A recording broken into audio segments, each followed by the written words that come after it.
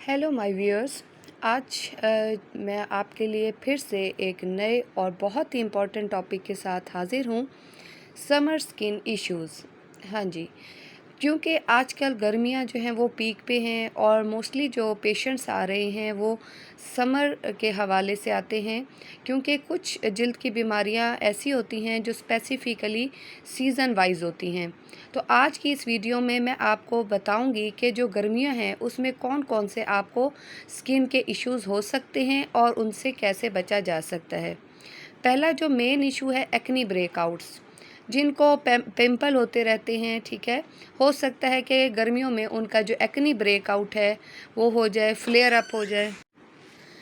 इसकी एक्चुअली वजह ये होती है क्योंकि जब गर्मियाँ आती हैं तो बहुत ज़्यादा स्वेटिंग की वजह से आपके जो फेस पे पसीना है उसमें जो बैक्टीरिया एक्ने कॉज करता है वो जमा होने लग जाता है और आपकी जो एक्ने है यानी पिंपल्स वो एकदम से फ्लेयर अप हो जाती हैं। तो इसकी प्रिवेंशन कैसे करनी है, वो सबसे इम्पॉर्टेंट बात यह है कि जो आपके टॉवल्स हैं, क्लोथ्स हैं, हेड बैंड्स हैं, हैट्स हैं, उनको डेली वॉश करें। इसके अलावा जब आप मार्केट जाएं तो ऐसे प्रोडक्ट्स यूज़ करें जिनमें नॉन कोमिडोजेनिक मेंशन किया हुआ हो, नॉन हाइपोअलर्जेनिक मेंशन किया हुआ हो। वो आप अपने फेस पे, नेक पे, बैक और चेस्ट एरिया पे जो है ऐसी प्रोडक्ट्स यूज़ कर सकते हैं, क्योंकि यहाँ पे एक्ने ज़्यादा कॉमन है। नेक्स्ट जो बहुत ही इम्पॉर्टेंट स्किन इशू होता है समर सीज़न में वो ये है कि ड्राई और इरिटेटेड स्किन हो जाती है, जिसकी वजह से आपकी जो फेस है उस पे रेड जो है वो रैश हो जाते हैं। चाहे वो आपकी बॉडी का कोई पार्ट हो या आपके फेस हो, उस पे जो है रेडनेस हो जाती है। इसकी ज़्यादा कल्प्रिट कौन से हैं? सन, पूल और एयर कंडीशनर, ठीक है। क्योंकि आप लोग ज़्यादातर एयर कंडीशनिंग यूज़ कर रहे होते हैं सर्दियों गर्मियों में, तो उससे भी रैश हो जाते हैं। इसकी केयर कैसे करनी है? एक तो अच्छा सा मॉइस्चराइज़र यूज़ करें ताकि आपकी स्किन की जो रेडनेस है वो ना हो। इसके अलावा जो है थर्मोस्टेट्स यूज़ करें अपने रूम में। और इसके अलावा जो है बच्चों के लिए भी ऐसी ही प्रोडक्ट्स यूज़ करें। सनस्क्रीन है, सन ब्लॉक्स जो है वो अपनी रूटीन में शामिल करें। नेक्स्ट जो बहुत ही कॉमन स्किन इशू है फॉलिकुलाइटिस। आजकल जो मोस्टली पेशेंट आ रहे हैं वो फॉलिकुलाइटिस के साथ आ रहे हैं। उसमें होता ये है कि जो आपका हेयर फॉलिकल है, बाल के जो मसाम की जगह है, वहाँ पे यकदम से पिंपल्स हो जाते हैं और वो बहुत ज़्यादा इची होते हैं, रेड होते हैं, टेंडर होते हैं। तो पेशेंट कंप्लेन करते हैं कि हमें जो है बहुत ज़्यादा दाने जो हैं वो दर्द वाले जिस्म पे निकल रहे हैं। मोस्टली चेस्ट एरिया कॉमन होता है। तो उसके लिए आपने क्या एहतियात करनी है कि एक तो आपने कपड़े अपने खुले पहने, ठीक है। आपने जो है अपनी क्लोथिंग को बहुत ज़्यादा फोकस करना है, टाइट क्लोथिंग से बचें, क्योंकि जितने आपके टाइट क्लोथ्स होंगे उतना ही आपको जो है वो वेंटिलेटेड नहीं होंगे और बहुत ज़्यादा स्वेटिंग की वजह से भी आपके हेयर फॉलिकल्स को इन्फेक्शन हो जाएगी। फिर उसमें बैक्टीरिया और तरह के जो है वो शामिल हो जाते हैं, जर्म्स। तो इसके लिए आपने एक तो हॉट टब फॉलिकुलाइटिस भी हो सकता है, ठीक है। ये चीज़ें आपने जो है बहुत ज़्यादा केयरफुली जो है नोट करनी है। और नेक्स्ट टाइम जो है इस तरह का अगर आपको पेनफुल पिंपल्स हों तो आपने ये चीज़ें जो है करनी है। बाकी जो प्रोडक्ट्स आप यूज़ करें वो नॉन कोमिडोजेनिक हों। नेक्स्ट जो मोस्टली ख़वातीन हैं जो कि मैनीक्योर पेडिक्योर के लिए पार्लर जाती हैं, ठीक है। और चाहे वो सर्दियां हों, गर्मियों में ज़्यादा रेशो होती है, ठीक है। तो इसमें ये होता है कि जो वो प्रोडक्ट्स सम टाइम जो चीज़ें यूज़ कर रही होती हैं, ठीक है, इसमें आपने मेक श्योर करें कि किसी किस्म की इन्फेक्टेड ना हो, ठीक है। उसकी वजह से भी आपको इन्फेक्शंस हो सकती हैं, ठीक है। मैनीक्योर पेडिक्योर ज़रूर करवाएं, लेकिन आपकी जो वो प्रोडक्ट्स हैं या जो स्क्रब यूज़ होते हैं, स्पॉन्ज यूज़ होते हैं, वो मेक श्योर करें कि ऑलरेडी यूज्ड ना हो, तो वो आपके लिए न्यू यूज़ किए जाएं, ताकि आप जो हैं वो इस हर किस्म की जो इन्फेक्शन है नेल्स की, फुट की, उनसे आप बच सकें। चाहे वो आपके हैंड्स हैं, मैनीक्योर जैसे आप कराती हैं, तो उससे भी आप जो है बच सकते हैं। नेक्स्ट बहुत ही इम्पॉर्टेंट बात है मिलाज़मा।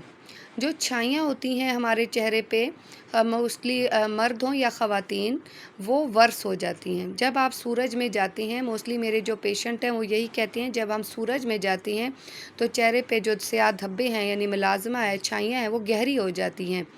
तो इसके लिए भी आपको मैं बता देती हूँ कि आपने क्या केयर करनी है ताकि आपका मिलाज़मा यानी छाइयाँ कम नोटिसेबल हों।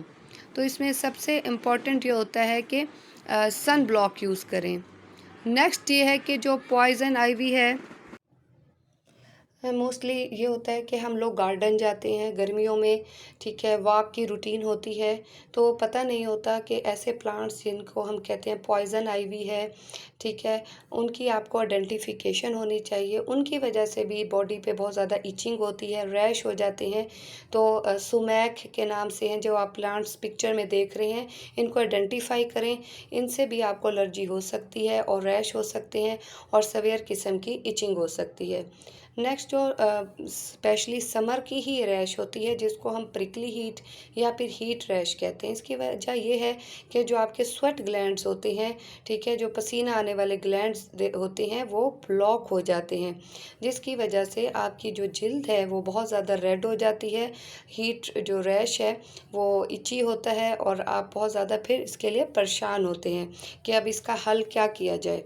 तो इसके लिए बहुत ज़्यादा इम्पॉर्टेंट ये है कि आपने कोल्ड शॉवर लें, ठीक है, अपने आप को ठंडा रखें, कपड़े आपके जो है वो इल फिटिंग होने चाहिए, ठीक है, हवादार हों, खुले हों।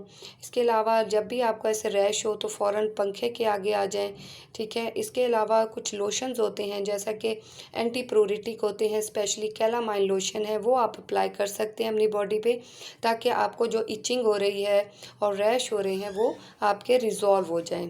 तो इसके लिए आपने ये सारी एहतियातें करनी है। नेक्स्ट जो है वो सन एलर्जी है।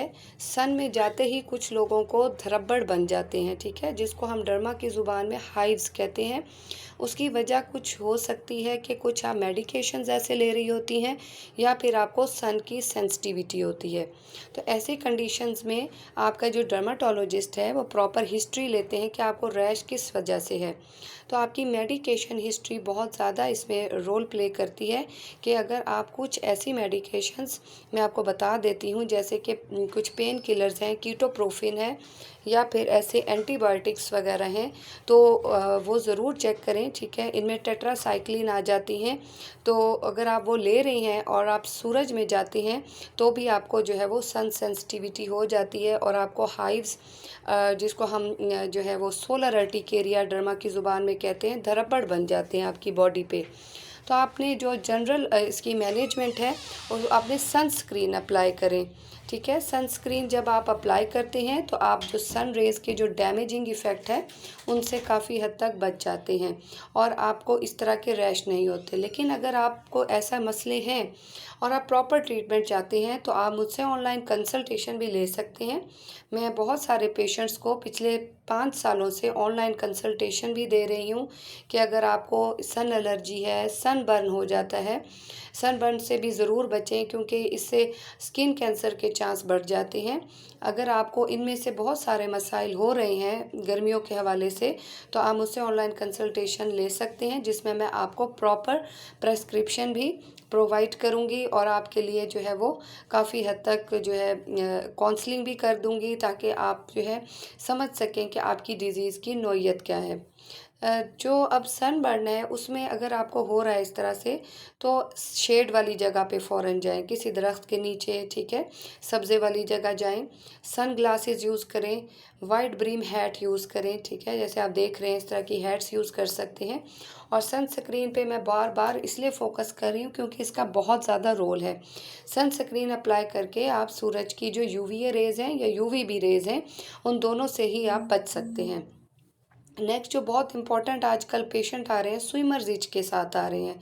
स्विमर्स इच क्या चीज़ है कि जब आप स्विमिंग करते हैं, स्विमिंग इन लेक्स, ओशंस या डिफरेंट पार्क्स हैं, वाटर पार्क्स हैं, उसके बाद आपको स्विमर्स इच जो है कुछ आवर्स के बाद शुरू हो जाती है, स्पेशली इन्हीं जगहों पे स्विमिंग करने से। उसमें होता क्या है, उसकी अपीयरेंस किस तरह से होती है, जब आप स्विमिंग करके आते हैं तो बहुत बारीक बारीक जो है वो बॉडी पे रेडिश से स्पॉट्स बन जाते हैं, इची स्पॉट्स होते हैं। इसमें होता यह है कि वो पैरासाइट पेस्टिसाइड्स जो हैं वो बॉडी में इन्वेट कर जाते हैं। तो इसलिए आपने बहुत एहतियात रखनी है कि अगर आपको इस तरह का कोई इशू हो रहा है तो आपने समझ जाना है कि जहाँ से आप स्विमिंग करके आई हैं वहाँ पे क्लीनिंग इशू है, तो उनको इन्फॉर्म करें और फ़ौरन से अपने डर्माटोलॉजिस्ट से कंसल्ट करें। और जो है इस तरह के इन्फेस्टेड जो वाटर हैं उधर से आपने अभी अवॉइड करें स्विमिंग को। तो ये जो सिचुएशन है वो जल्द अज जल्द आपकी स्किन की रिजॉल्व हो जाएगी। लेकिन अगर फर्दर आप इसमें प्रॉपर ट्रीटमेंट चाहते हैं तो आप कंसल्टेशन ले सकते हैं। उम्मीद है कि आज की वीडियो आपके लिए बहुत इन्फॉर्मेटिव रही होगी। मज़ीद इन्फॉर्मेटिव वीडियोस के लिए मेरे चैनल को लाइक शेयर सब्सक्राइब करना ना भूलें। Skin health vitality 5959 by doctor Alina Abid. मेरे चैनल पे ऑलरेडी 100 से ज़्यादा वीडियोस हैं जो मैंने आपकी आगाही के लिए, आवाम की आगाही के लिए चैनल बनाया है फॉर पब्लिक अवेयरनेस। तो उसमें ऑलरेडी जो एक्जिमा है, विटिलाइगो है, वो वायरल हो रही हैं वीडियो, तो उनको ज़रूर देखें। अगर आप चाहते हैं कि इन फ्यूचर आपको इसी तरह की इन्फॉर्मेटिव वीडियोस मिलें तो आप जो है वो चैनल को सब्सक्राइब करें, इसको शेयर करें ताकि और लोगों को भी अवेयरनेस हो और आप घर बैठे ही डर्मा को आसान कर सकते हैं। और इसके अलावा आज की वीडियो आपको कैसी लगी मुझे फ़ीडबैक ज़रूर दीजिएगा। मुझे आपके फ़ीडबैक का, आपके कमेंट्स का इंतज़ार रहेगा। इसके अलावा कोई भी क्वेश्चन है या किसी स्किन इशू पे आप इंफॉर्मेशन चाहते हैं तो मुझे ज़रूर इन्फॉर्म करें। फिर मिलते हैं अगली वीडियो में। अल्लाह हाफिज़।